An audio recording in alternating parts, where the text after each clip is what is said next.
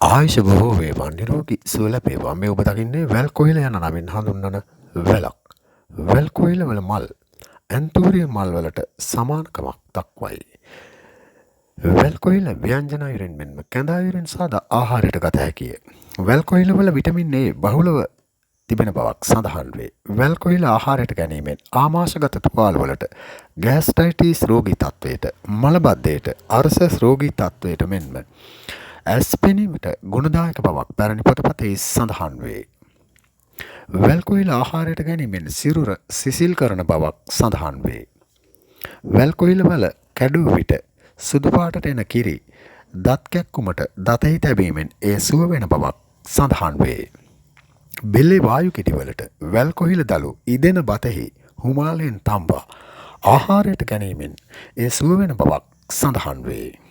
කුහුඹුවන් කඩියන් සපාක ස්ථානයේ වැල් කොහිල කිරි ආලේප කිරීමෙන් ඒ සුව වෙන බවක් පැරණි පොතපතේ සඳහන් වේ.